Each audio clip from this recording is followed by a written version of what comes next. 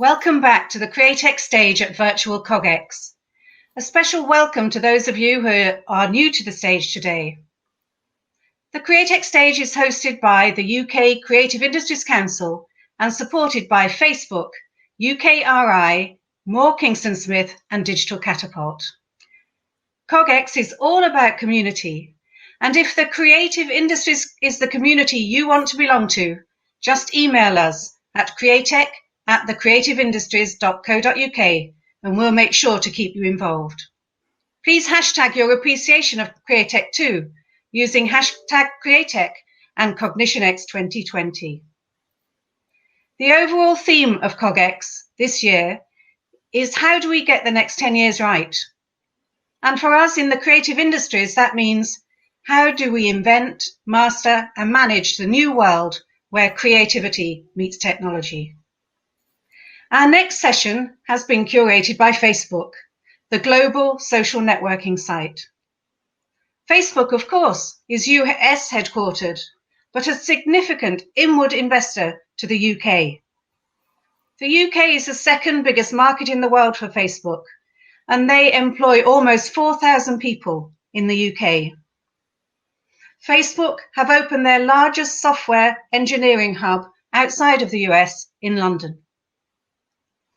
Facebook's VP EMEA, Nicola Mendelsohn, is a strong advocate of the UK creative industries. Former chair of the Creative Industries Council, she was instrumental in helping us get this Createch program started. She's an inspiration, mentor, and friend. She's also a community leader in her own right, and through her work at Facebook, she is very much community personified. When I was searching about how to introduce Facebook, I came across this phrase which helped sum it up for me. Facebook is about helping people share information and share themselves. Extraordinary times bring people together in new ways, both in the UK and globally, and nowhere more so than on the Facebook platform. Let's hear how. A big welcome to Nicola Mendelsohn and her guests. Thank you. Thank you, Janet. And it has been amazing to see so many things that you and I have done together over the years in service of the creative industries. And I know that this isn't the format that any of us were planning for this year's Createch, but I think it's amazing that we've been able to go ahead virtually bigger and better than ever before. But I think the last few months have also taught us about huge challenge that so many of us have faced. But the crisis has also talked to us about the importance of connecting with other people and really how hard it is when we can't do this. So today I am joined by some fantastic community leaders who've really embraced the challenge of lockdown and used it to turn it into something, well, quite phenomenal, and acted in a way as real lifelines for their members. So I'm going to welcome each one at a time and ask them to introduce themselves and say a little bit about the groups that you run. So Mel, can I welcome you first? Hi, Nicola. Thanks for having me today. Good to see you. So hello, everyone out there. I'm Mel Bounds, the founder of This Mum Runs. And I started This Mum Runs after struggling with the isolation and pressures of being a new mum and becoming completely inactive after I had surgery on my spine when my daughter was 18 months old. I know we're talking today a little bit about a global crisis, but at that point in my life, that was a time of real personal crisis. And I was lucky enough to have a physio who encouraged me to find another unfit mum to maybe start running with. So I put a post onto a local Facebook group sharing my story, and 75 mums turned up one November evening in the pouring rain to meet me for a run. And that was a massive light bulb moment for me because I realized that there were lots of women that were juggling the same things as me, that were struggling with the same things as me, the lack of confidence, the lack of time, the millions of balls are all juggling every day. So we went out that evening, we went out for a 10-minute run together, and I went home and set up a group on Facebook called This Mum Runs. And 5 years later, we're now a global community of more than 100,000 women. In more normal times, we host free weekly runs, in fact, 7,000 runs every single year from 60 different locations. And our mission is to change how women feel about themselves and how they feel about exercise. And our goal is getting 1.5 million women active over the next 3 years. So from that first innocent post on Facebook to a global movement, it's been quite a journey, and I hope to share a little bit about that today. And you definitely will, Mel. Thank you and welcome. Now let's move to Anne. Tell us about you and your group.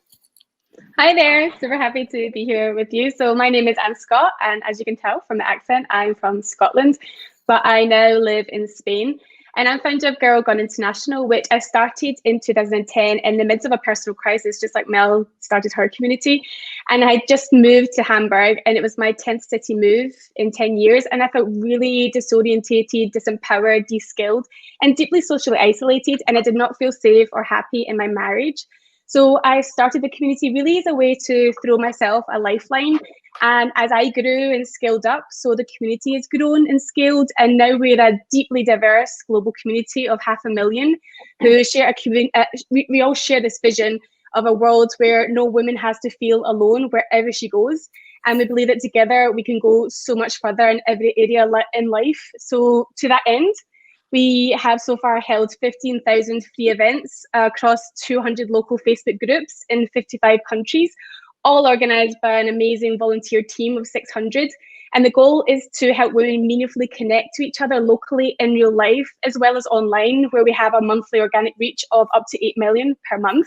And our hope really is to eventually reach, connect, and empower all of the 112 million women who live outside the country of their birth through choice or circumstance.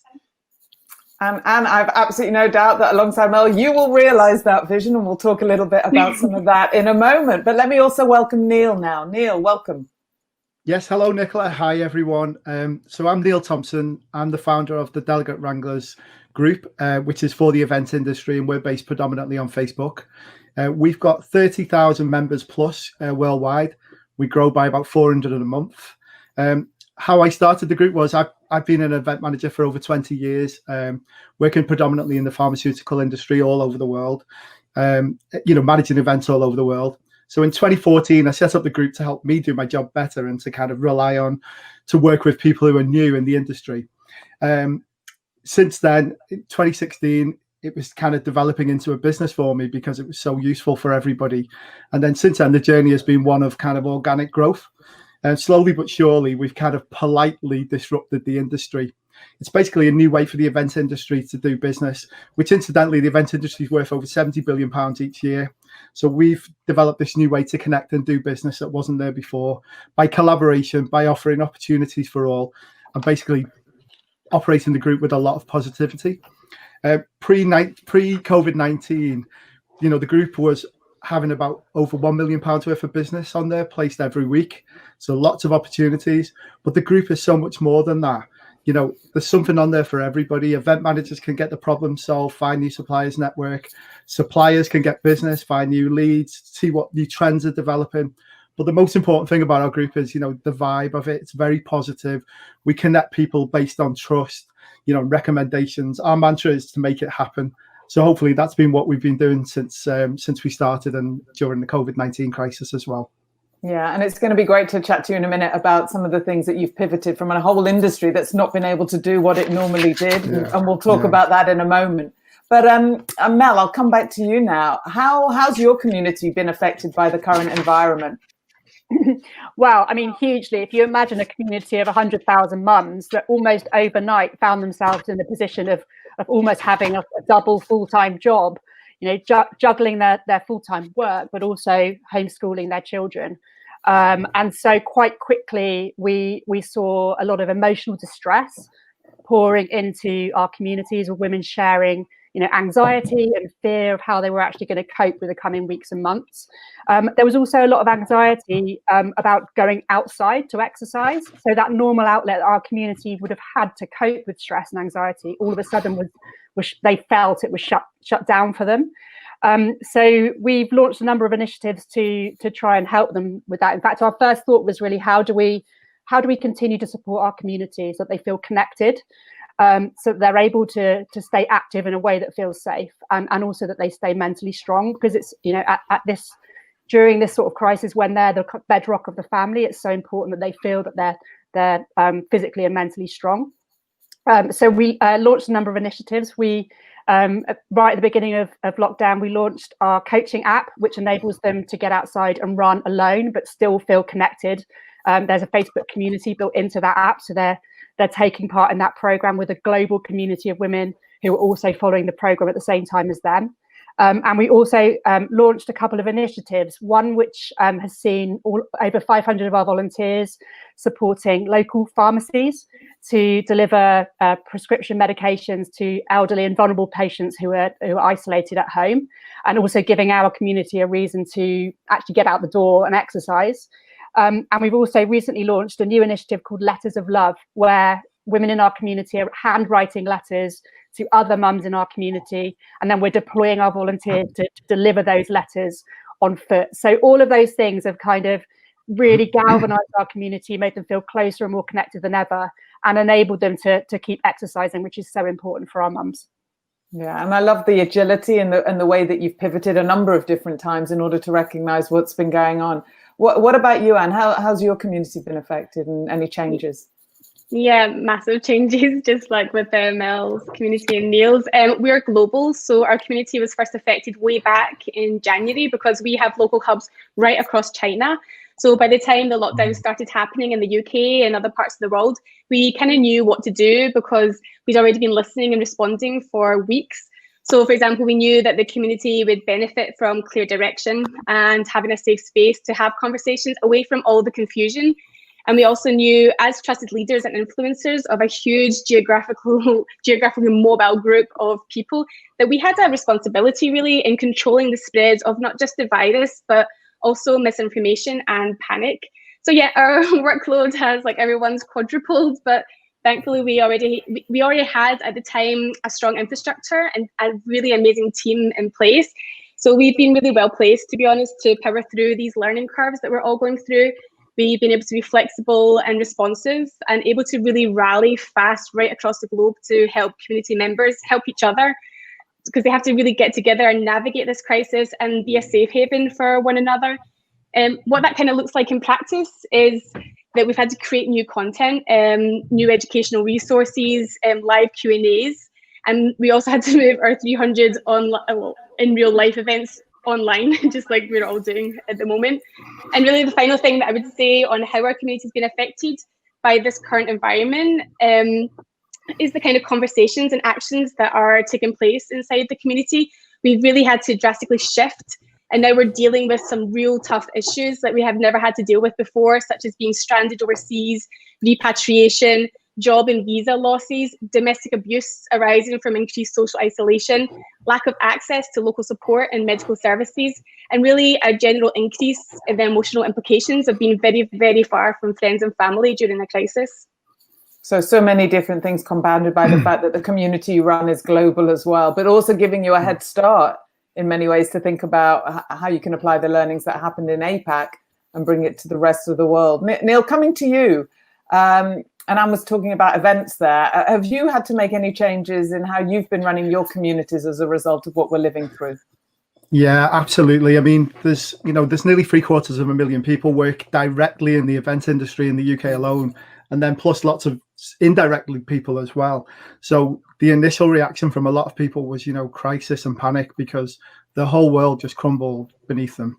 So we had to do certain things because, obviously I'll talk about it later, but the atmosphere in the group was really tense and really, everybody was visibly upset and things like this. So what we did was we pinned a dedicated COVID-19 thread to the top of the group so that we had a location for all information about it and all help and surveys and things like this. We had to turn on post approval to review incoming posts, basically just to mitigate conflict, because there was a lot of conflict between event managers and hotels that were cancelling contracts and things like that. So we run a very positive group, so we had to manage that as well. So that was quite difficult at the beginning. We wanted to keep the main timeline free for business, for any business that was coming. We wanted to be there for people. So if it was out there, and believe me, there wasn't much at the beginning. It's funny because it's really ramped up now, but there wasn't much at the beginning, but we wanted to make sure we could do that. And then we did things like we offered help by offering all the promotional things that we do for suppliers. We offered them all for free. We basically did everything for free. We still are still doing it all for free.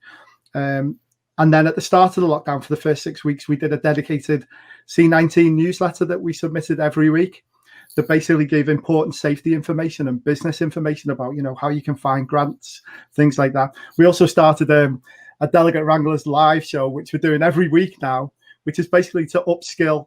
I've become this I had to present this TV presenter now on the screen. So we do this every week, but we interview people and we help people to upskill and learn learn some more information rather than just sitting tight and doing nothing. We're hopefully keeping everybody motivated. And we've actually got one directly after this show, a LinkedIn masterclass. Sorry to mention another platform there, Nicola. That's fine. But we got a LinkedIn masterclass straight after the show. But yeah, so we're adapting things like, as many things as we can do really to help not only our members, but also the wider industry, get back on its feet again. And have you seen more people joining your group? Yeah, especially at first. I mean, initially we saw a large jump in the numbers because people saw us as a good opportunity to keep the finger on the pulse with us and, share all this information. And in fact, relevant to this conference, lots and lots of tech companies and freelancers have joined because obviously the rise of online meetings and webinars has meant a lot more business and opportunities, and some of the creative thinking that's happening is absolutely brilliant. We absolutely, it's amazing, really. I'm learning new things all the time, like we all are, I guess. Yeah, we all definitely are. What about you, Anne? Have you seen more people join your group? Yeah, I would say we've seen more of an engagement, a big, massive spike in engagement. And so that quickly became an online home away from home to 22,000 women from, we counted just the other day, 100 countries. Wow. And we have 95% engagement, and that's been consistent over the last 90 days, which is absolutely huge. And it's a great environment in there. It's fascinating because we share this like global experience of this pandemic, and then they're also sharing very personal stories of what it's like in the city that they're living in. So you get this amazing perspective, and everyone's helping each other out. So I definitely say the groups are definitely, communities are definitely in demand right now. Yeah, more engaged and growing. And what about you, Mel? Have you seen that? Yeah, similar to Anne, I guess. I mean, yes, our existing communities have grown, and we've seen a massive influx of women in areas where we don't currently have communities asking us to start them, which is our next piece of work. But very much like Anne, what we've really seen is the spike in engagement. So, I mean, our communities were always very engaged anyway, but we're regularly hitting around 95% of the people in our community are actively engaging with our content, which is obviously huge. And also just the volume of posts and the activity in the groups has grown by more than 50%. So, as people moderating those groups, the workload has grown massively, but also, we're enjoying it so much, and just being able to offer that support and moderate those conversations and make those connections has been really rewarding for everyone who's been involved. That's great to see. And Neil, back to you. Many people have spoken about the crisis leading to more of a feeling of community. Do you think that's the case? Yeah, absolutely. We hold dedicated promotional hours for our members. We have a no promotional rule on our group, but what we do is we have specific hours each week at regular times. So what we've done is we've actually expanded those to make them like the supplier hour +1, the freelancer hour +1. And the engagements that we're getting from those is absolutely incredible. I mean, it's, so that everybody can get some visibility and, people can connect on there. It's been astonishing, really, and couple that with the number of people that we're still getting joining. Yeah, we're thriving. We're thriving at the moment. It's great. Anne, what about you? Feeling of community, yes or no? Oh, absolutely. I just think at this time of distancing, we all feel this greater need for community. I think we always had it, but now it's coming out even more. And everyone seems to have this shared desire to participate and help others and to show like great kindness and solidarity.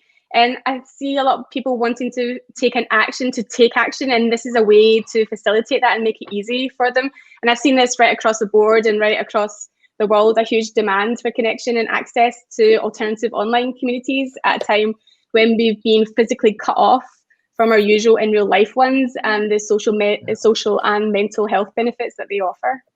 That's great. And Mel, yours has always been a really rooted in community. Is it more so now?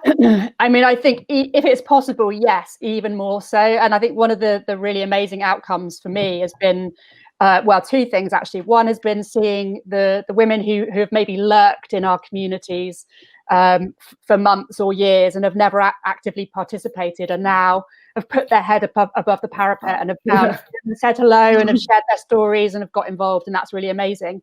The other thing that's been really incredible, and I'm sure lots of community leaders out there will this will really resonate, is that the wider world, the media, the investment community, the funding community have all of a sudden started seeing the value in genuine communities. And I think it's, in a weird sort of way, it's been a real opportunity for genuine, authentic communities to shine and really demonstrate true purpose and authenticity in a way that actually suddenly has real value, which it didn't seem to before the crisis. So that's been an interesting outcome. Yeah, I don't think any of us could have imagined that, but a really interesting one. And a specific question for you. Gone Girl International was founded to help your network to overcome social isolation felt when living abroad. What advice would you give to people who are really struggling with social restrictions right now? Yeah, I would say for sure reach out, because it was this like simple but very, very scary act of reaching out and connecting with one or two kind people and discovering that I wasn't alone in the world like I'd thought, that changed my whole entire world. And it really saved me back in 2010. So I would tell people there's no shame in saying you feel lonely or that you're struggling, because social isolation is a really dangerous place to be. And so if you are in a community that you feel safe in, even if you don't know anyone in it directly, you can send out a signal and get help. You know, so like, for example, in our community, we've seen this big, massive increase in cries for help from domestic abuse victims who are not only trapped in dangerous relationships, but now they're also trapped overseas because their exit route has been taken away from them when the borders closed.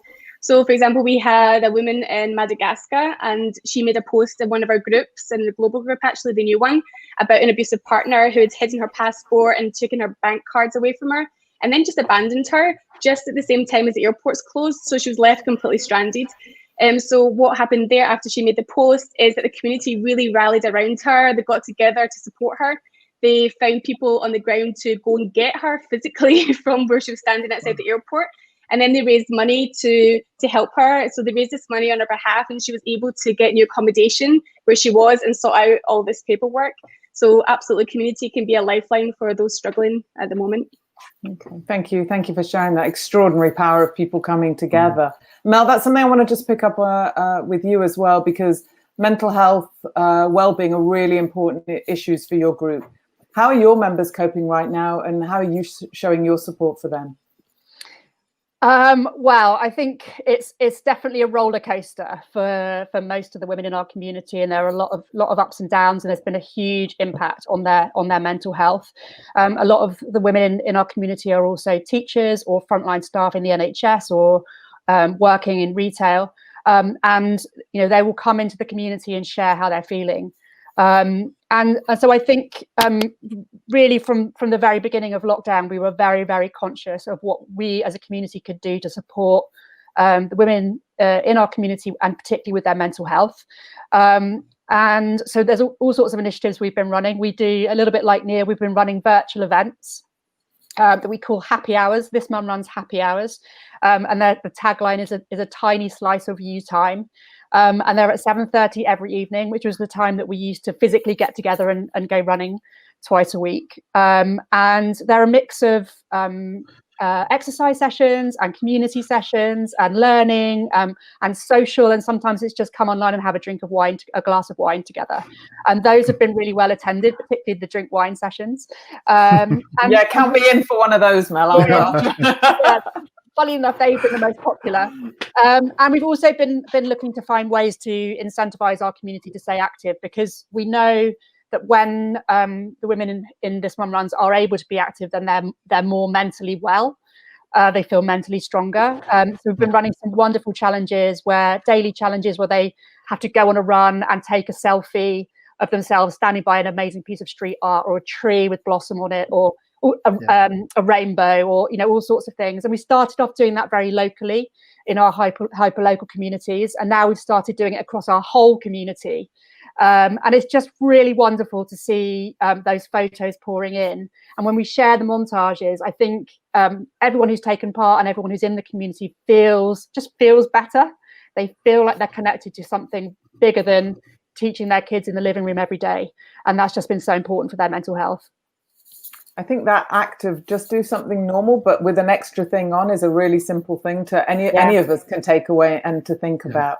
Neil, coming to you, you've spoken in the past about the 7 stages of grief that your members went through at the start of lockdown: shock, denial, bargaining, guilt, anger, depression, acceptance, hope. And the events industry has undoubtedly been one of the hardest hit industries. What are your thoughts on whether we will or won't ever get back to the world of big events like we used to? And obviously we're all here today at Createch virtually, but I'm really interested to know what your members think about virtual events and what is and isn't working. Yeah, sure. I'll tell you a couple of things. I mean, as I say, there's over 750,000 people directly affected by this in the industry. So it's hit us really hard. And I think it would have been easy for us and all our members to just give up, just wait and see what happens, sit it out. But basically, we took the view that we were going to keep our community motivated, fired up and ready for when that reset button is pressed. It's been a really amazing thing to witness as well, the way people have adapted and found out new ways to work, ways to look at themselves, self-reflection, come away with a new plan. Lots of the hotels, that we've got lots of hotels on our group and lots of hotel chains. And it's amazing the number of them that are coming up with action plans on how they're going to go forward safely with getting people, integrating them back into their hotels and publishing them, using us to publish all the information about what they're doing. It's been absolutely fantastic. I mean, and then to double answer your question about what I think for the future, the way they've adapted, they're doing anything from social events to virtual exhibitions, conferences to tea parties. They're just finding new ways to adapt. And I'll give you an example of it. So we would have these meetups in real life called Delegate Wranglers Socials. So we had an online one, the first online one, a couple of weeks ago. And we, as part of it, we did all kinds of things on it. We had, over 100 people came on and had a few glasses of wine as well. And what we wanted to do was recognize one of the members was a company called Hire, which was a furniture hire group, who basically lost all the business. But what they did was they adapted and started storing and delivering food parcels to elderly people. And they're still doing it. So we wanted to recognize that. So we got someone on the group to bake them a cake and deliver it to them live. So it was kind of like this live broadcasting. And it was an amazing, touching thing when we saw him actually get it and receive the cake. It was unbelievable. And I think that's the thing that online is quite hard to get that across, that emotion. So we all need the human contact. So we really can't wait for, that to come back. That's what we need. But people are finding like amazing ways to kind of integrate that for now. They're kind of doing things like they'll organize an online conference, but then they'll deliver in real life a delegate pack to everybody who's attending. And it'll say, don't open until the conference. And then when they have the conference online, they'll open it together. So it's amazing that people are adapting. But again, I'm going to go back to, as soon as it's safe to do so, we can't wait to get back to the real life events. And, the online things will embellish that as well. May be able to bring speakers in that couldn't attend, maybe because we can do all this online stuff. I think that's what the benefits that will come from this. But no, it's, the real reason we all meet is so we have that human interaction really and togetherness. So as soon as it comes back and it's safe, we can't wait. We're going to be ready. I think we all feel like that, but there is a lot of pressure, isn't there, Neil, to be using our time proactively and productively. What's the reaction been from your community on that? Oh, so we've been trying to encourage everybody to upskill and to learn as many, to use this time to look at yourself and get your house in order and maybe think of a new way of doing things, completely. You can reset yourself and start again. You can even decide if this is not the job that you want, you can change it, look at all these things, talk to all these people. Because I think like Mel said, people are really wanting to help out and reach out and help each other. It's never been more prevalent than now. And I know Anne mentioned that earlier as well. So we started a few campaigns, like we did a hashtag called We Mean Business, where we're trying to tell everybody, we mean collaboration, we mean advertising, all this kind of thing. We extended our hours. And then exciting news that I'm going to launch now, but we're launching a new initiative called Delegate Wranglers Activate, where we're going to be giving a lifeline to a brand new company who may have just started in the last 6 months and then had all this hit them like a juggernaut. but we're going to basically give them a boost to their business in the form of working with suppliers. So the prize will be like tons of advertising stuff, PR help, exhibition space at a stand. We're going to be launching all this stuff. It's an unbelievable package. It's worth over 30 grand. So we're trying to do all these things to motivate people, that, you know, you don't have to just sit here and wait. You can actually team up together, do stuff, learn new products, you know, get forward and get ready, really. Brilliant. I love that. That's an amazing good.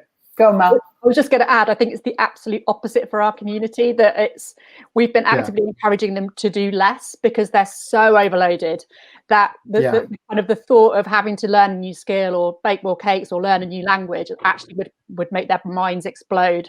So we're probably a polar opposite to Neil's community. Yeah. That's brilliant. Now, we've got a few minutes left, and I'm coming to you, Mel. I'd love you all to share one piece of advice or lesson that COVID-19 has taught you. Mel.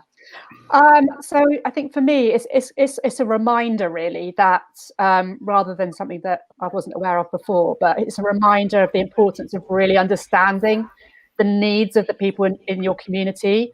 So a community is not just a channel to broadcast information through. It's really important that you understand the needs and drivers of the people that exist within your community and create engaging and relevant content that either, you know, supports them or brings about some change in how they're behaving or how they're feeling. Love that. Neil, back to you. Yeah, to be honest, it's made us realize the importance of our community is much more than just, you know, business leads and connections. It's a collaborative and positive vibe that the people are needing.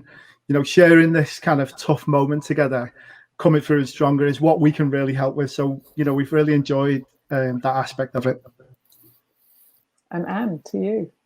Yeah, I would say the meaningful communities, whether they're built for social impact or business, that if they have a strong sense of purpose, a shared vision, mission, and really strong values, they are the first place that people turn to in times of crisis. And that drawing together and using these times of crisis to deepen relationships in the community can really help people, organizations, brands, and businesses survive and thrive through any crisis. I think that's true. And there was a question that we had, and I'm just going to come back to you, which is around brands. And are you open to working with brands? Does Facebook facilitate that? Do you get approached about it? And do you see brands as a pro or a con to your community? I can sneak that question in that came from the audience. Shall I answer that one? Yeah, go for it. Go for it. So we've just started working with brands. Actually, we've been very protective of our community, and in the past we've been approached by brands that just didn't share our values. But we're at a place now where we've just started to work with brands, but we're very selective and we're very keen to prioritize brands that share our values, that are aligned with our purpose. And they approached you directly, correct? Actually, this particular brand has come via Facebook. Okay, there you go. So, but you would have been equally open for them to come to you direct if they had the right values. 100%, yes. So that was an answer to whoever it was that they were anonymous, but they asked us that question. So happy to be able to share. Look, we are out of time, but first off, thank you all of you for joining me today to talk. It's been such an inspiring discussion. And I think you should all feel incredibly proud of the phenomenal communities that you have been nurturing, some for many years. And it's been great to be on the journey with some of you to see how they've developed over time and how you're constantly being agile and thinking about the needs of the community. You're great listeners and able to pivot at different times in order to really give your communities what they need. So that's it from our session today. I'm going to hand back now to Janet at Createch to close off the session. Over to you, Janet. Thank you, Nicola, and thanks to Mel, Anne and Neil for sharing how the Facebook platform can bring out the creativity and humanity in everyone and bring community together, particularly during the crisis of the pandemic. What inspiring and empowering stories. Thank you so much. This marks the end of our morning session on the Createch stage. We'll be back at 2 p.m. when we'll bring our attention to the fashion industry with a fantastic panel talking about how climate change and COVID-19 will change the world of fashion. So now you've got a bit of time, perhaps to explore the Createch Virtual Expo.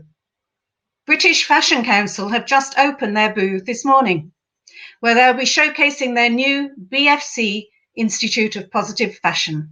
So do take a look, and see you all again at 2. Enjoy. Want access to more CogX videos? Subscribe now for free at cogx.co.